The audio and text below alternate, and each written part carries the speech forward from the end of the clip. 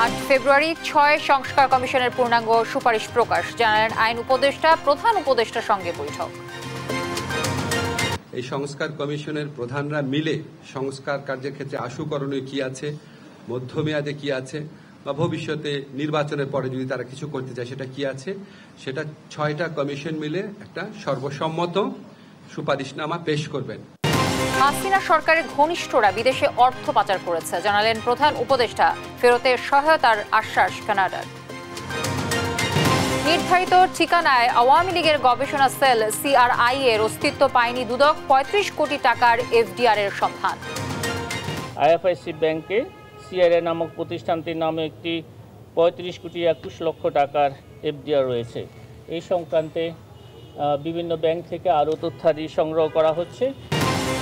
সংস্কার প্রস্তাবনা বাস্তবায়নের প্রয়োজন, নির্বাচিত সরকার বলছে বিএনপি। ধোঁয়াশা তৈরি না করে দ্রুত নির্বাচন দেওয়ার আহ্বান। আমাদের মধ্যে রেখে গেছে, আমাদের উপর ছেড়ে গেছে। আমরা এই কিতাবের ওয়ারিস, এই দ্বীনের ওয়ারিস। তুরাগ তীরে চলছে জুবাইরপন্থীদের দ্বিতীয় পর্বের ইজতেমা। ইবাদত বন্দেগীতে মশগুল মুসল্লিরা। আখেরি মোনাজাত কাল। দর্শক, সংবাদটাতে শুনছিলেন টিএমটি বার সংবাদ শিরোনামগুলো। সঙ্গে থাকছে আমি তানজিয়া চৌধুরী। 8 ফেব্রুয়ারি 6টি কমিশনের প্রধানরা সংস্কারের সুপারিশমালা উপস্থাপন করবেন জাতীয় ঐকমত্য কমিশনের প্রধান এবং প্রধান উপদেষ্টা ডক্টর মোহাম্মদ ইউনূসের কাছে। মঙ্গলবার সন্ধ্যায় রাজধানীর ফরেন সার্ভিস একাডেমিতে সাংবাদিকদের এ কথা জানান আইন উপদেষ্টা আসিফ নজরুল। বলেন, মঙ্গলবার প্রধান উপদেষ্টার সঙ্গে কমিশন প্রধানদের বৈঠকে এ সিদ্ধান্ত হয়। তিনি আরও বলেন, সংস্কার কমিশনের সুপারিশমালা পাওয়ার পর ফেব্রুয়ারির মাঝামাঝিতে রাজনৈতিক দলগুলোর সঙ্গে বৈঠক করবেন প্রধান উপদেষ্টা। রোজার মধ্যেও আলোচনা চলতে পারে বলে জানান ডক্টর আসিফ নজরুল। প্রধান উপদেষ্টা ডক্টর মোহাম্মদ ইউনূস এবং জাতীয় ঐকমত্য কমিশনের প্রধান ডক্টর মোহাম্মদ ইউনূস একটা বৈঠক করেছিলেন সংস্কার কাজের অগ্রগতি সম্পর্কে জানার জন্য। সেখানে কিছু ডিসিশন হয়েছে, এটা আপনাদের জানাচ্ছি। সংস্কার কমিশনগুলোর পূর্ণাঙ্গ রিপোর্ট আমরা আশা করছি 8 ফেব্রুয়ারি প্রকাশ করা হবে। 8 ফেব্রুয়ারি একই সাথে এই সংস্কার কমিশনের প্রধানরা মিলে সংস্কার কার্যের ক্ষেত্রে আশু করণীয় কি আছে, মধ্যমেয়াদে কি আছে, বা ভবিষ্যতে নির্বাচনের পরে যদি তারা কিছু করতে চায় সেটা কি আছে, সেটা 6টা কমিশন মিলে একটা সর্বসম্মত সুপারিশনামা পেশ করবেন। দেশ থেকে পাচার হওয়া শত শত কোটি ডলার ফেরতে কানাডার সহযোগিতা চেয়েছেন প্রধান উপদেষ্টা ডক্টর মোহাম্মদ ইউনূস। মঙ্গলবার রাষ্ট্রীয় অতিথি ভবন যমুনায় কানাডার হাই কমিশনার অজিত সিং এর সঙ্গে বৈঠকে এর সহায়তা চান তিনি। বলেন, শেখ হাসিনার সরকারের সহযোগী ধনী ব্যক্তি, রাজনীতিবিদ ও তাদের ঘনিষ্ঠজনরা বিদেশে অর্থ পাচার করেছেন। এ সময় প্রধান উপদেষ্টার প্রচেষ্টার প্রশংসা করে হাই কমিশনার বলেন, কানাডায় অর্থ জব্দ ও পুনরুদ্ধারের সুনির্দিষ্ট প্রক্রিয়া রয়েছে। বাংলাদেশ সরকার তালিকা দিলে সে অনুযায়ী ব্যবস্থা নেওয়া হবে। এ সময় কানাডাকে আরও বিনিয়োগের আহ্বান জানান প্রধান উপদেষ্টা। নির্ধারিত ঠিকানায় আওয়ামী লীগের গবেষণা সেল সিআরআই কার্যালয়ের অস্তিত্ব পায়নি দুর্নীতি দমন কমিশন। তবে অনুসন্ধানে আইএফআইসি ব্যাংকে সংস্থাটির 35 কোটি 21 লাখ টাকার এফডিআর এর তথ্য পেয়েছে তারা।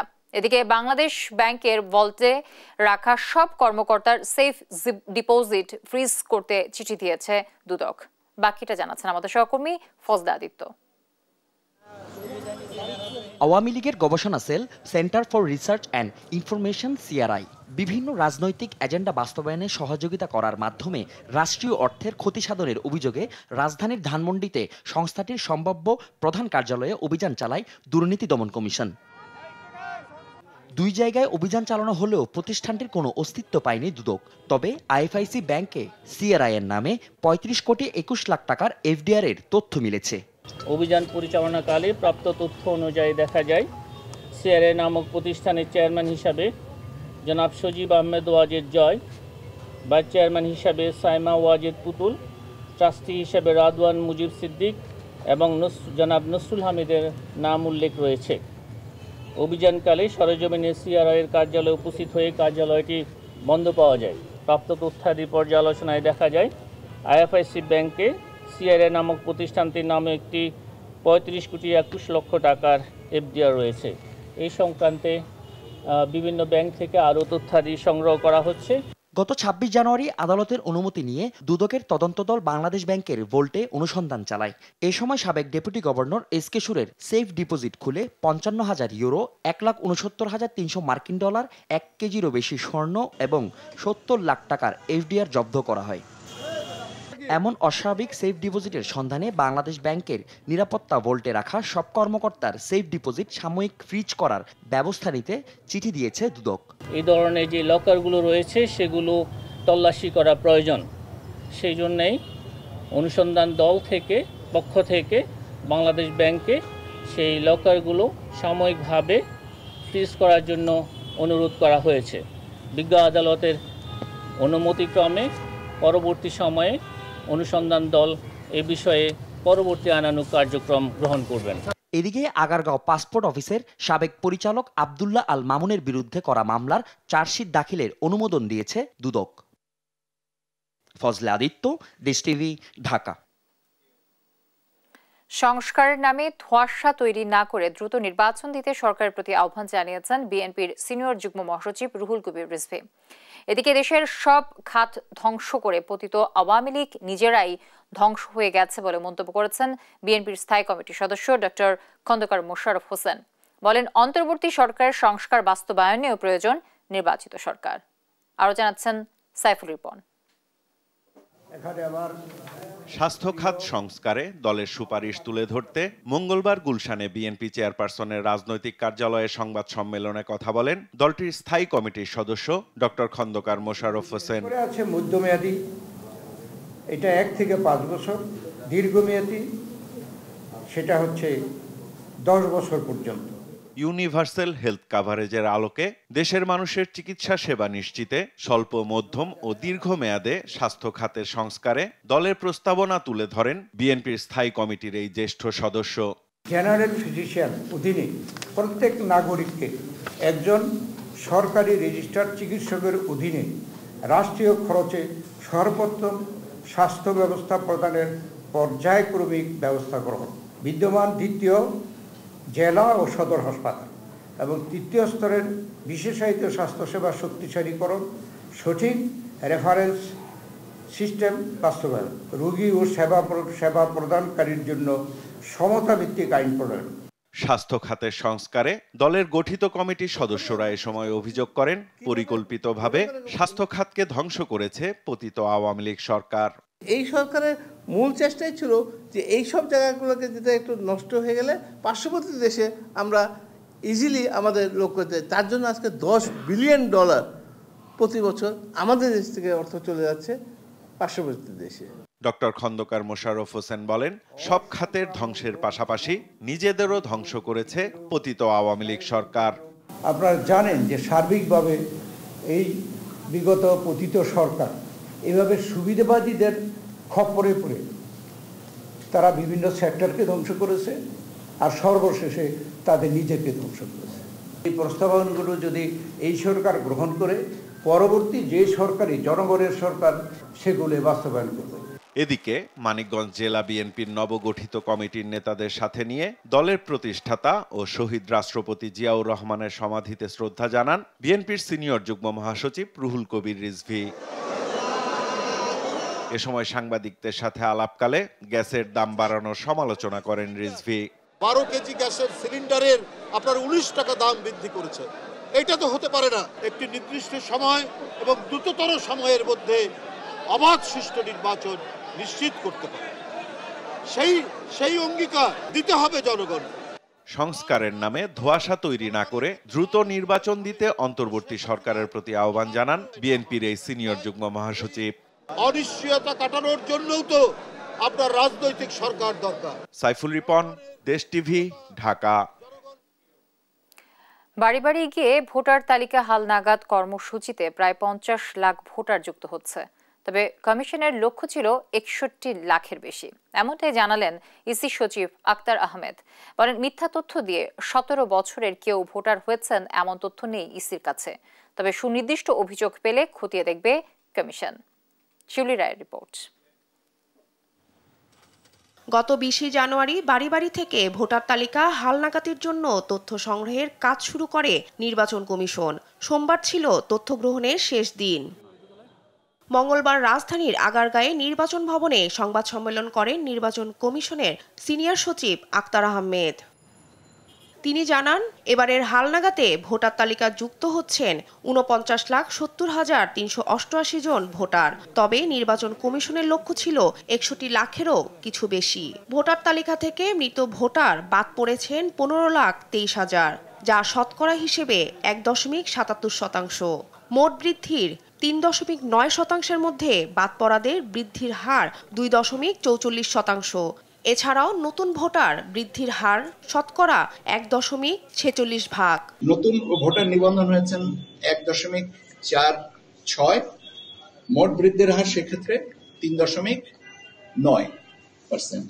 আর মৃত ভোটার কর্তনের হার এটা 1.77।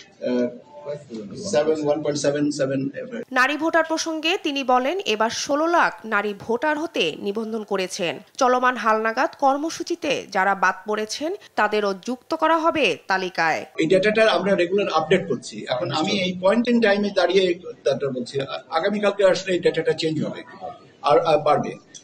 কাজেই আপনাকে এই ডেটাটা সেজন্য স্ট্যাটিস্টিক্স এর ভেরিয়েশনটাই ওই জায়গাটাতে, সৌন্দর্যটাও ওইখানে যে আজকেরটা কালকে ভেরিয়েবল হয়ে যাচ্ছে, মানে রিলেটিভ হয়ে যাচ্ছে। এছাড়া নিবন্ধন চলবে 11 এপ্রিল পর্যন্ত। অনলাইন এবং আঞ্চলিক কার্যালয়ে 18 বছরের বয়সী বাংলাদেশিরাও নিবন্ধন করতে পারবেন। শিউলি রায়, দেশ টিভি, ঢাকা। শুধু দুর্নীতি ও রাজনৈতিক এজেন্ডা বাস্তবায়ন করতেই দেশের বেশিরভাগ বেসরকারি পাঠাগার গড়ে উঠেছে বলে মন্তব্য করেছেন সংস্কৃতি উপদেষ্টা মোস্তফা সরোয়ার ফারুকী। বুধবার সকালে রাজধানীর জাতীয় জাদুঘরে জাতীয় গ্রন্থাগার দিবস উপলক্ষে সংবাদ সম্মেলনে তিনি একথা বলেন। জানান, আগামী অর্থ বছরের আগে ভুয়া পাঠাগার ছাঁটাই করে প্রকৃত পাঠাগারের সংখ্যা ও বাজেট বাড়ানো হবে।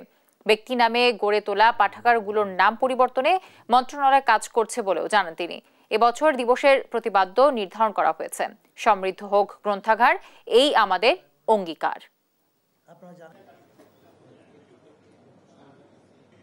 আমাদের সরকারি পাঠাগারের বাইরে যে বেসরকারি পাঠাগারগুলো আছে, মহল্লা ভিত্তিক, পাড়া ভিত্তিক, রাইট, এই পাঠাগারগুলোকে কেন্দ্র করে ব্যাপক হারে দুর্নীতি হয়েছে গত 15 বছরে। এবং এমন অনেক জায়গাও আমরা তদন্ত করে পেয়েছি যে লাইব্রেরি বলতে কিছু এক্সিস্ট করে না, কিন্তু সে 7 লাখ টাকা 8 লাখ টাকা অনুদান পেয়েছে। ভুয়া পাঠাগার বাদ দিয়ে অ্যাকচুয়াল পাঠাগারগুলো রেখে কমিয়ে আনা, এবং কমিয়ে আনলে সুবিধা যেটা হবে, আমাদের যে টাকাটা আছে সেই টাকাটা আমরা আর একটু বাড়াবো। বাদ ফজর বয়ানের মধ্য দিয়ে শুরু হয় বিশ্ব ইজতেমার দ্বিতীয় পর্বের দ্বিতীয় দিনের কার্যক্রম। সকালে সাধারণ মুসল্লিদের উদ্দেশ্যে বয়ান করেন পাকিস্তানের মাওলানা ওবায়দুল্লাহ খুরশিদ।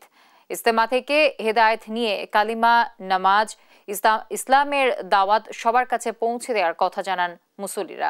বুধবার আখেরি মোনাজাত ঘিরে নিরাপত্তা জোরদারের কথা জানিয়েছে গাজীপুর মহানগর পুলিশ। হাসান মাহমুদের রিপোর্ট। সূর্য ওঠার আগে জেগে উঠেছে টঙ্গীর তুরাগতীর। তাবলিগ জামাতের 6 দফার ওপর বক্তব্য রাখছেন পাকিস্তানের মাওলানা ওবায়দুল্লাহ। অন্যদিকে সাথীদের আপ্যায়নে চলছে রান্নার ব্যস্ততা। দ্বিতীয় পর্বের দ্বিতীয় দিনের আনুষ্ঠানিকতায় ছিল সাধারণ মুসল্লিদের জন্য বয়ান, আলেম ও শিক্ষার্থীদের জন্য আলাদা তাশকিল। বিভিন্ন মেয়াদে চিল্লার জন্য জামাতবদ্ধ করা হয় এদিনের কর্মসূচিতে। মুসল্লিরা বলছেন, ঈমান, নামাজ ও ইলমের সার্বক্ষণিক চর্চার মধ্য দিয়ে সাধারণ মানুষের মাঝে ইসলামের শান্তির বাণী পৌঁছে দেওয়ার স্বতঃস্ফূর্ত দায়িত্ব নিয়েই মাঠ ছাড়বেন তারা। দ্বিতীয় পর্ব আমরা আমাদের সাথে আছি এবং কি নিজকে নিজ গড়ার জন্য আল্লাহর হুকুম এখন জানি না, যাতে করে আমরা নিজ এলাকাতে যেতে পারি, কাজ করতে পারি, এটার জন্য আমরা এখানে আসছি। যে আমল করতেছে আমল নেওয়ার জন্যই আসছি, যে আমল শিক্ষা আমল করার জন্য আসছি। অন্যদিকে তাবলিগের অন্যতম কর্মসূচি ইকরামুল মুসলিমিন বা মানবতার সেবায় নিয়োজিত করতেই সময় ব্যয়ের বাসনা মুসল্লিদের। প্রচুর লোক সমাগম। আমরা দ্বিতীয় স্তরে নওগাঁ থেকে আসছি এবং বিশ্বের থেকে বিভিন্ন দেশ থেকে বড় বড় আলিম আলামা বক্তব্য রাখবে, বক্তব্য শোনার জন্য ইনশাল্লাহ আইসি। আমরা সেটা সেই আমল করব, এটাই আমাদের কাম্য ইনশাল্লাহ। সবাই আসেনি, আমরা এখান থেকে কিছু শিখে তাদেরকে শিখাতে পারবো, এরকম নিয়েতেই শিক্ষা অর্জন করে যাব। দ্বিতীয় পর্বের আয়োজনে ছিল বাড়তি নিরাপত্তা, তাই সার্বিক প্রস্তুতিতে সন্তুষ্টি জানান আয়োজকরা। যে আগামীকাল আনুমানিক 12টার সময় দোয়া হবে এবং এখানে ইনাদের পক্ষ থেকে অনেক সুন্দর আসা যাওয়ার একটা ট্রাফিকিং সুন্দর ব্যবস্থাপনা আছে। আমরা যারা এখানে আসতে চাই আমরা আসবো ইনশাল্লাহ, কোনো সমস্যা নেই। বুধবার দুপুর 12টায় আখিরি মোনাজাতের মধ্য দিয়ে শেষ হবে দ্বিতীয় পর্বের বিশ্ব ইজতেমা। এজন্য আনুষ্ঠানিক সব প্রস্তুতি আছে বলে জানান গাজীপুর মহানগর পুলিশ কমিশনার। মুসল্লিদের ভাইদেরকে অনুরোধ করতে চাই, রাস্তাটার মধ্যে আপনারা কখনো মোনাজাতের জন্য বসে যাবেন না, এবং মাঠের অনেক জায়গা খালি থাকে। আপনারা যদি আস্তে আস্তে মাঠে ঢুকেন তাহলে জনগণের জন্য সুবিধা হবে। এটির মাধ্যমে আমরা জনগণকে স্বস্তি দিতে পারবো। রাস্তাটা ক্লিয়ার রাখার চেষ্টা করবেন। 6 ফেব্রুয়ারি পুলিশের কাছে ইজতেমার মাঠ আনুষ্ঠানিক বুঝিয়ে দেবে শুরায়ে নিজাম বা মাওলানা জোবায়েরপন্থীরা। 14 ফেব্রুয়ারি থেকে শুরু হবে সাদপন্থীদের বিশ্ব ইজতেমা।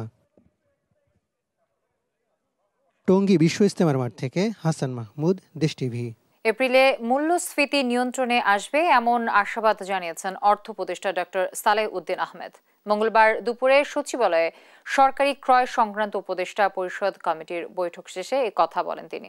মূল্যস্ফীতি নিয়ন্ত্রণই সরকারের জন্য প্রধান চ্যালেঞ্জ উল্লেখ করে বাজার সহনীয় পর্যায়ে আসতে আরও 2-3 মাস অপেক্ষা করতে হবে বলে জানান তিনি। মোহাম্মদ সাকিবের রিপোর্ট। মঙ্গলবার দুপুরে সচিবালয়ে সরকারি ক্রয় সংক্রান্ত উপদেষ্টা পরিষদ কমিটির বৈঠক অনুষ্ঠিত হয়।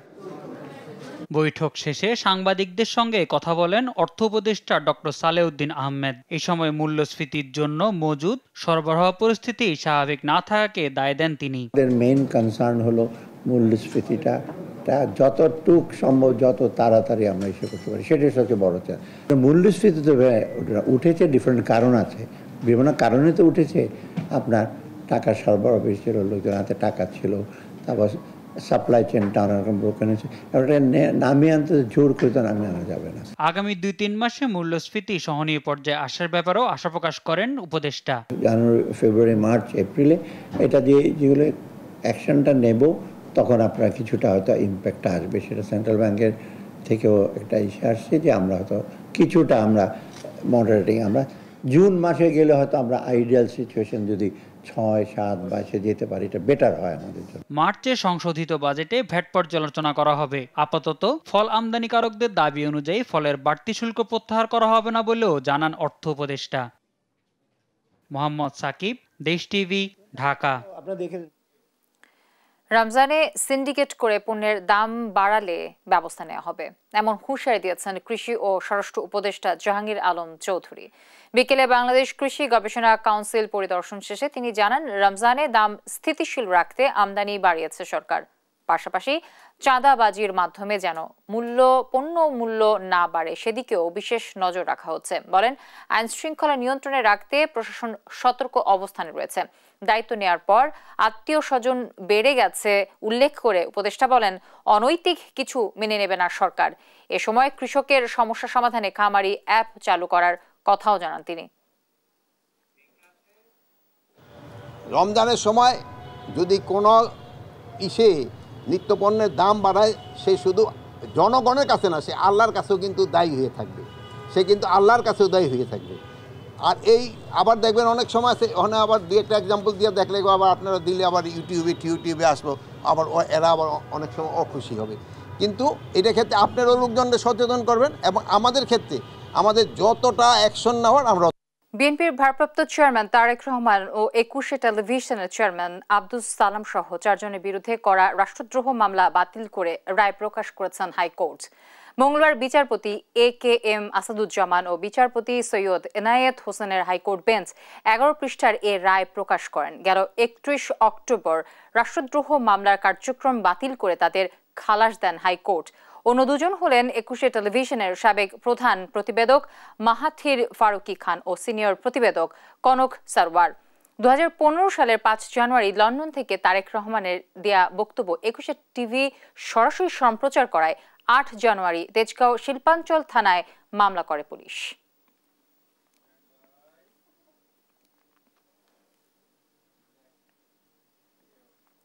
বৈষম্য বিরোধী ছাত্র আন্দোলনে শহীদ আবু সাইদ ও প্রধান উপদেষ্টাকে নিয়ে বিরূপ মন্তব্যের ঘটনায় করা মানহানির মামলায় সামরিক বরখাস্ত সহকারী কমিশনার তাপসী তাবাস্সুম মুর্মির বিরুদ্ধে অভিযোগ গঠন করেছে আদালত।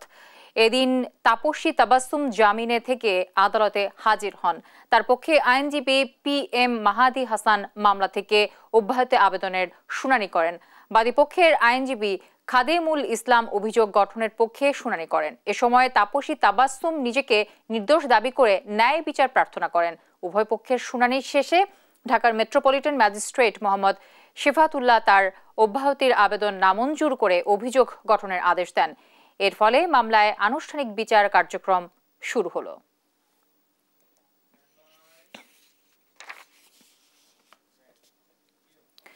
ক্যান্সার সচেতনতা বৃদ্ধি এবং সামাজিক দায়িত্ব পালনের অংশ হিসেবে গেল 1 বছরে 1420 জন ক্যান্সার রোগীকে দীর্ঘমেয়াদী চিকিৎসা সেবা দিয়েছে দিগন্ত মেমোরিয়াল ক্যান্সার ফাউন্ডেশন। মঙ্গলবার রাজধানীর সেগুনবাগিচার একটি রেস্তোরাঁয় বিশ্ব ক্যান্সার দিবসের সংবাদ সম্মেলনে এ তথ্য জানানো হয়। দীর্ঘমেয়াদী এ চিকিৎসা সেবার মধ্যে রোগীদের হাসপাতালে ভর্তির ব্যবস্থা, প্রতিদিন অ্যাম্বুলেন্সে হাসপাতালে যাতায়াত, কাউন্সেলিং এবং নিয়মিত ফলো আপ সহ নানা সুবিধা প্রদান করা হয়। দিগন্ত মেমোরিয়াল ফাউন্ডেশনের ইতিহাস তুলে ধরেন প্রতিষ্ঠানের সদস্য সচিব অধ্যাপক ডক্টর মোহাম্মদ নৌফেল ইসলাম। প্রধান অতিথি ছিলেন অধ্যাপক সায়েবা আখতার।